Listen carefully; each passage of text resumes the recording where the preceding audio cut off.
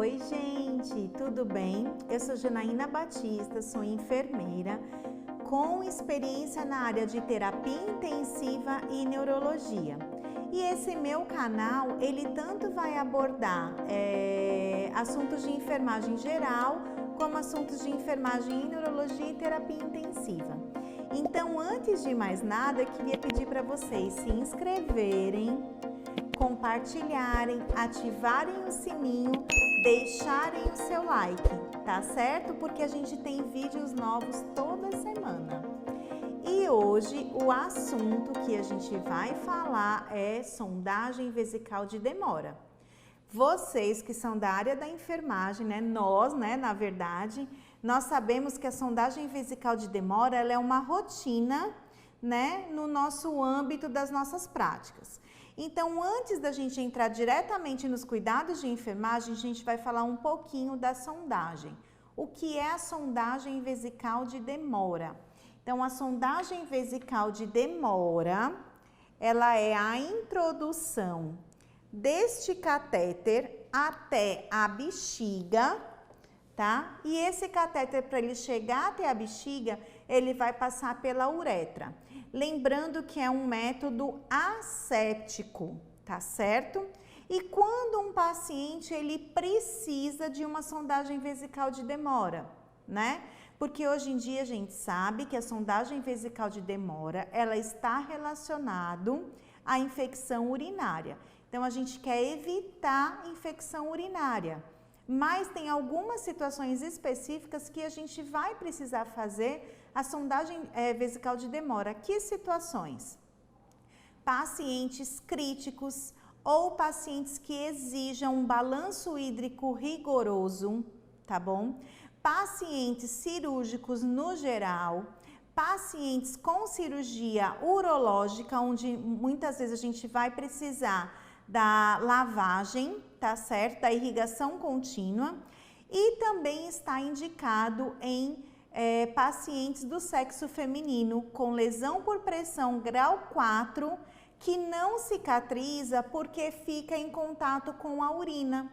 Então, nessas situações, está indicada a passagem da sonda vesical de demora. E, na verdade, gente, a gente vai ter 3 tipos de sonda, mais conhecidos. Quais são, então? Então, aqui a gente vai ter, a sonda vesical de demora tradicional, onde a gente vai ter uma via aqui, para colocar o coletor, para conectar o coletor. Lembrando que muitas vezes vocês podem esquecer, mas assim, quando a gente olha a sonda vesical de demora, nessa primeira marcação aqui que vem é o número da sonda. No caso, eu tô com uma sonda 20 frente, tá? E embaixo é o volume que deve ser colocado de água destilada no balonete. Então, toda sonda vesical de demora, ela vem com o seu número e vem com a quantidade de água que a gente vai colocar no balonete, tá? Bom, uma outra coisa, antes de eu mostrar os outros tipos de sonda, uma outra coisa que eu queria falar para vocês, que muitas vezes nem todo profissional sabe, porque é uma coisa que vem se atualizando, é que a gente não faz mais o teste da sonda vesical de demora. Lembra, antes a gente fazia o teste. Como que a gente fazia o teste? A gente pegava uma seringa de 20 ml, tá bom? Aí a gente pegava aqui, a sonda vesical de demora e a gente, deixa eu pegar essa sonda aqui. A gente pegava a sonda vesical de demora e a gente colocava, o volume e insuflava para fazer o teste, Então, eu venho aqui com a seringa e vou insuflar o meu balão. Então, na verdade, a gente fazia esse teste. Por que a gente fazia esse teste? A gente fazia esse teste para saber se o balonete estava o quê? Furado. Mas a gente sabe que isso não é mais necessário. Por quê? Porque essa sonda, ela já foi testada de fábrica, ela já vem testada de fábrica. Então, se a gente observar aqui, ó, esta daqui é uma sonda que eu não testei, tá vendo? Tá íntegra. Essa daqui é uma sonda que eu testei. Quando eu testo a sonda, mesmo que eu esvazie todo o balonete, eu deixo essas vilosidades. Essas vilosidades, elas podem causar irritação ou até mesmo a lesão da uretra, tá bom? Então, gente, é por isso que hoje em dia não é mais indicado a gente testar o balão da sonda vesical de demora antes de passar no paciente, tá? Bom, agora eu vou mostrar para vocês os tipos de sonda que a gente tem. Então, aqui eu tenho a sonda de látex normal, comum, né? É a mais comum nos serviços, tá? É a sonda mais tradicional, então aqui eu tenho a via que vamos insuflar o balão. Aqui eu já tenho a outra via onde vai ser conectado o coletor, tá? E aqui eu tenho a sonda que vai ser introduzida no paciente. Quando eu tenho um paciente que ele precisa da irrigação contínua, principalmente nas cirurgias urológicas, então eu vou ter aqui 3 vias. Uma via para insuflar o balão, outra via para conectar o coletor e a outra via que vai fazer a irrigação com o equipo do soro, tá? Então, essas 2 sondas que eu acabei de mostrar para vocês, elas são de látex. Mas no mercado, a gente também tem as sondas de silicone, tá? Então, essa daqui é uma sonda de silicone, do mesmo jeito. Ela vem com a sua numeração, ela vem com o volume que deve ser insuflado, o balonete que está aqui do lado, tá? Janaína, qual que é a diferença da sonda de látex para a sonda de silicone? A diferença é que a sonda de silicone, ela não fica suja, né, com aquele aspecto de sujo. Ela não fica amolecida, ela é mais confortável para o paciente, ela tem uma durabilidade maior, ela causa menos processo alérgico, portanto, menos inflamação, tá? Só que o valor dela é mais alto do que a sonda de látex, né? Mas ela tem esses benefícios, tá bom? Bom, vimos as sondas. Agora eu quero mostrar uma coisa importante para vocês. Quando a gente vai passar uma sonda vesical de demora, o ideal é que a gente já deixa conectado no coletor, tá? Então, aqui eu tenho um coletor.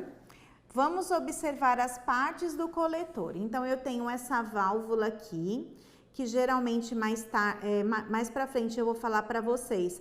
Ela serve para a gente coletar a urina, tá certo? Aí eu tenho a sua extensão.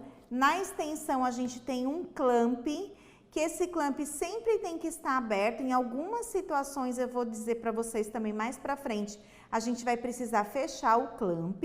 Ela tem uma válvula anti-refluxo e aqui eu tenho o saco coletor propriamente dito. Então observem que no saco coletor eu tenho aqui, ó, o nome do paciente, né, se por um acaso que ele esteja leito, né, a data, certo, de quando ela foi instalada. Desse lado aqui eu vou ter o quê? Os ml, então ela é graduada em de 100 em 100 ml, tá? Porém, aqui embaixo, se vocês estão vendo, a gente vai ter uma graduação menor a cada 25 ml, por quê? Porque às vezes você tem um paciente que ele tá com um débito urinário muito baixo, que não chega a 100 ml e aí não tem como a gente medir. Então, por aqui a gente consegue ter uma noção, tá? Uma coisa importante que eu queria falar para vocês, que já falando dos cuidados de enfermagem, nesse coletor, o ideal é sempre a gente colocar o nome do paciente, colocar a data que foi instalada a sonda vesical de demora, o enfermeiro que instalou essa sonda vesical de demora, o volume do balonete, tá? Algumas instituições já têm até umas etiquetas né, que eles fazem e é colado no coletor para a gente ter um maior controle, tá? Então, observando esse circuito, uma das coisas que a gente observa é que ele é um sistema fechado. Janaína, por que você está falando isso? Eu estou falando isso para vocês frisarem, porque mais para frente a gente vai dizer o porquê da troca da sonda. Então, lembrando que a sonda mais o coletor, ele se transforma num sistema fechado, tá bom? Bom, então vamos agora aos cuidados de enfermagem.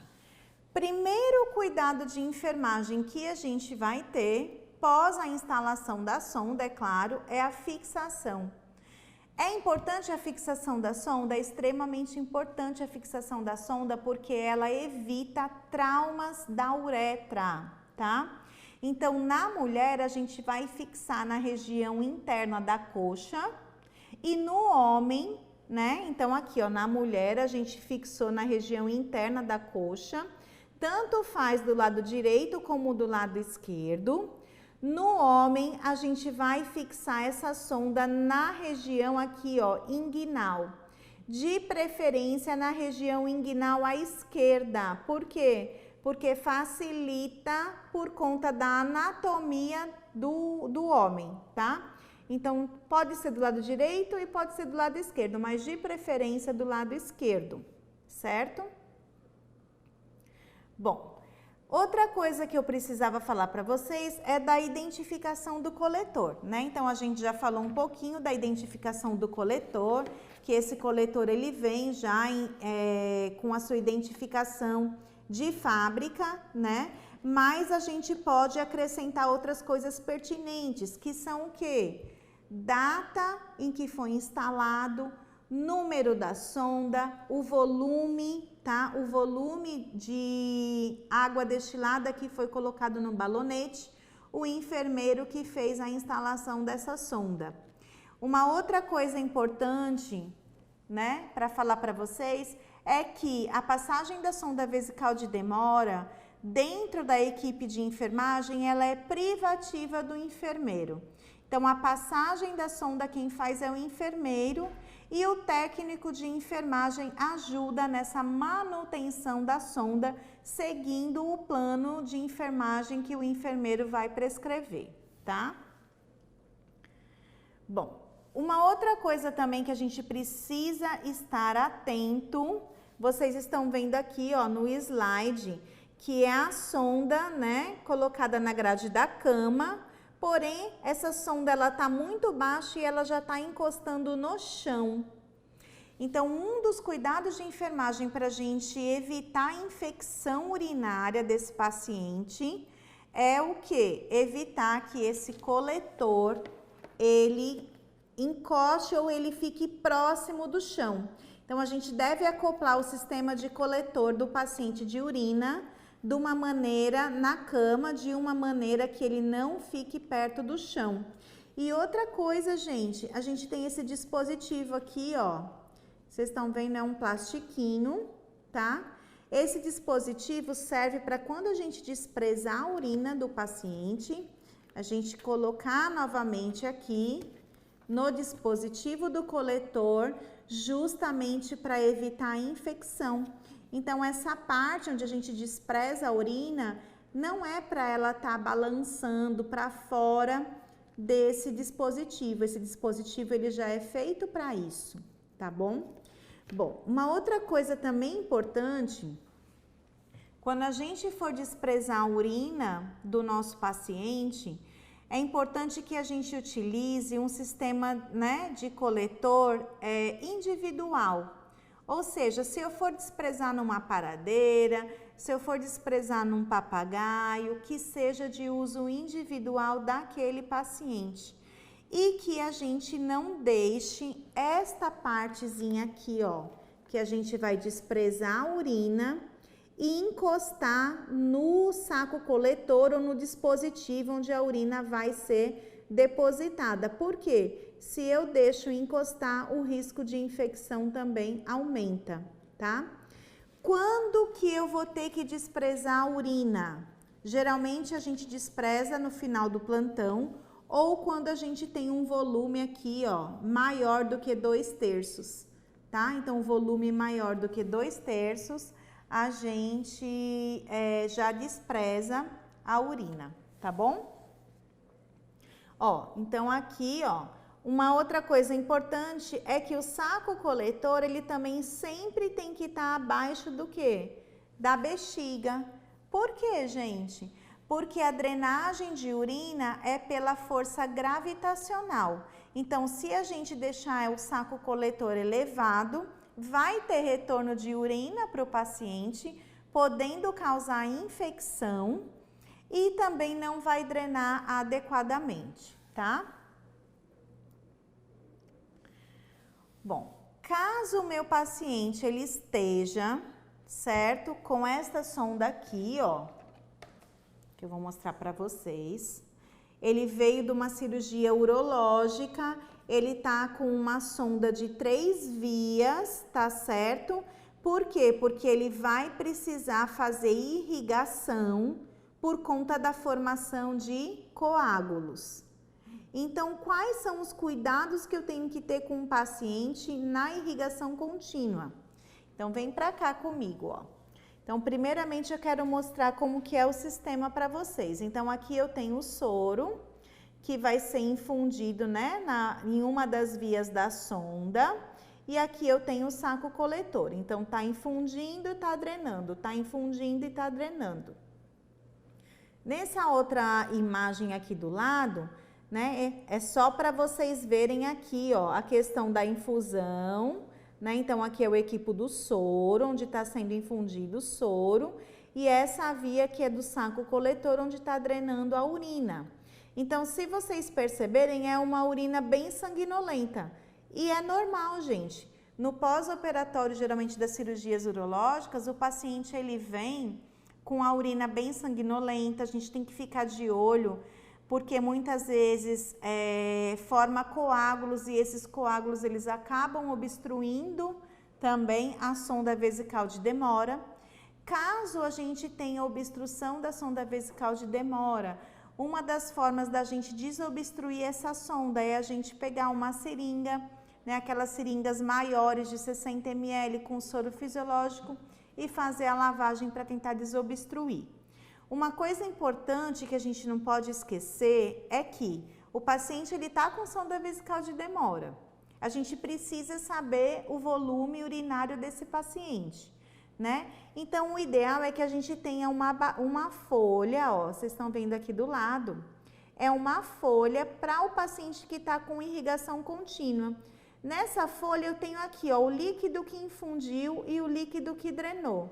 Então, por exemplo, se eu infundir 500 ml de soro fisiológico, mas quando eu computei lá do meu saco coletor deu 650, significa que 500 foram de soro fisiológico e de 150 que é a urina do paciente. Então, eu venho aqui e coloco no balanço parcial, tá? Eu vou colocar 150 ml. E assim eu vou anotando para no final do plantão eu fazer um balanço total desse paciente, de quanto esse paciente urinou. Se a gente não tem essa folha, nós vamos perdendo o controle e no final a gente não sabe o tanto que esse paciente teve de urina, tá? E um dos objetivos da sonda vesical de demora é o controle hídrico. Outro cuidado que é essencial, né? No início do vídeo eu mostrei para vocês esta válvulazinha. Essa válvula é a válvula que a gente vai coletar a urina quando precisa ser coletada a urina. Então, o paciente já está com sonda vesical de demora, o médico solicitou uma urina em urocultura, então eu vou coletar daqui. Como é que eu vou fazer a coleta dessa urina? Então, eu venho, vou clampear aqui a minha sonda, clampeio a minha sonda. Por quanto tempo? Né? Geralmente por uns 40 minutos a 1 hora. Deixei a sonda clampeada, né? pego álcool a 70%, faço a asepsia do local, pego uma seringa de 10 ml ou 20 ml e vou fazer o quê? Vou colocar aqui no dispositivo para poder aspirar a urina do paciente, tá bom? Cuidado quando for introduzir a agulha para não transfixar a sonda, tá? Porque senão você vai transfixar aqui o coletor ou a sonda e aí essa sonda deixa de ser um sistema aberto, um sistema fechado e se transforma num sistema aberto. E o risco de infecção então aumenta, tá? Pronto, coletei a urina. O ideal é que eu encaminhe essa urina o quanto antes para o laboratório. Um outro cuidado que a gente precisa ter em mente é a questão da higiene íntima. Então, né, por quê? Porque você vai criando bactérias, um biofilme também ao redor dessa sonda, né? E aí a gente precisa fazer a higiene íntima desse paciente. Então, toda vez que esse paciente evacuar e ele tiver com sonda vesical de demora, a gente tem que fazer uma higiene íntima. Existem instituições que já deixam essa higiene íntima de horário para aqueles pacientes mais críticos, como, por exemplo, 3 vezes ao dia, mas aí vai da rotina de cada instituição, tá? Na normatização da Anvisa, ela preconiza que a gente faça a higiene íntima a cada evacuação ou de acordo com a necessidade do paciente, tá bom? Bom, uma outra coisa que a gente precisa ter em mente é a questão também da coloração da urina. Então, se vocês observarem aqui, a gente tem várias tonalidades, certo? Da coloração da urina. Então, a gente tem aqui, ó, um amarelo mais claro, um amarelo mais cítrico, um amarelo que vai começando a ficar um amarelo ouro, alaranjado. Então, o ideal é que esse paciente tenha uma urina clara, tá? Que isso indica que esse paciente está hidratado.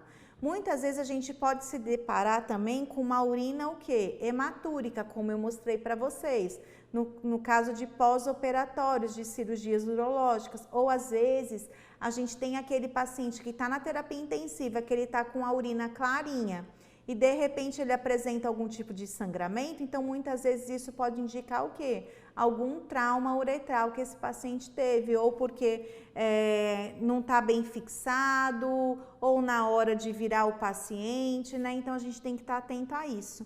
E também a gente pode ter na extensão aqui, ó, na extensão do coletor, a gente muitas vezes pode ter grumos, pode ter uma secreção purulenta, que isso já é indicativo de infecção, tá bom? E aí, então, né, voltando, falando do coletor, como eu coloquei para vocês, então, se esse coletor ele tiver com 2/3 da sua capacidade e não for o horário de desprezar essa diurese, mesmo assim eu tenho que desprezar. Lembrando que eu não posso encostar, então, a ponta do coletor no frasco onde vai ser desprezado a diurese. Por quê? Porque senão eu acabo contaminando e aumentando o risco de infecção. E aí a gente lembra que das indicações desse paciente para a sonda é o balanço hídrico. Então eu vou precisar fazer o balanço hídrico. Então aqui eu anoto o tanto de urina que eu desprezei. Na minha anotação de enfermagem ou minha evolução, eu vou colocar o aspecto da urina que eu encontrei também, tá? E fica a pergunta, né, que muitos alunos fazem, muitos, né, profissionais fazem. Quando trocar essa sonda? Essa sonda eu troco de rotina? Então, vamos trocar a sonda a cada 15 dias? É assim que funciona? Não. Essa sonda, ela vai ser trocada quando a gente tiver algum tipo de vazamento, certo? No sistema, ou quando essa sonda, por acidente, ela se desconectar, ou se o meu paciente apresentar sinais de infecção. Então, nesses casos é que a gente vai trocar a sonda. uma coisa importantíssima para a gente frisar aqui. Toda vez que eu tiver um coletor vazando ou que o sistema foi aberto acidentalmente, eu vou ter que trocar a sonda. Eu não troco apenas o coletor, eu troco a sonda também. Por quê?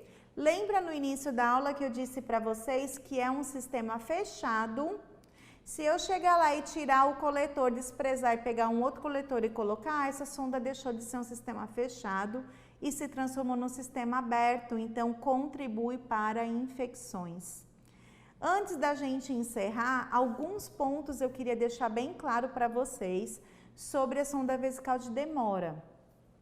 No dia a dia, o enfermeiro sempre tem que estar avaliando a questão da necessidade dessa sonda vesical de demora. Por quê? Porque a gente preconiza, tá? Retirar essa sonda o quanto antes, justamente por conta desse risco de infecção. Então, cabe ao enfermeiro estar sempre se fazendo essa pergunta. Esse paciente, ele tem mesmo necessidade de estar com essa sonda? Será que a gente não pode retirar essa sonda, tá? Por quê? Porque risco de infecção, né? A gente tem estatísticas de pacientes que evoluíram com sepse grave, com choque séptico, por conta de infecção urinária, tá? Então, a sonda vesical de demora, ela tem sim suas indicações precisas e a gente tem que respeitar isso para diminuir as infecções para o nosso paciente, tá bom? Aqui são as minhas referências e era isso que eu tinha para falar para vocês sobre sonda vesical de demora. Caso vocês tenham alguma dúvida, vocês podem deixar aqui nos comentários, que eu vou responder para vocês, tá certo? Tchau, tchau!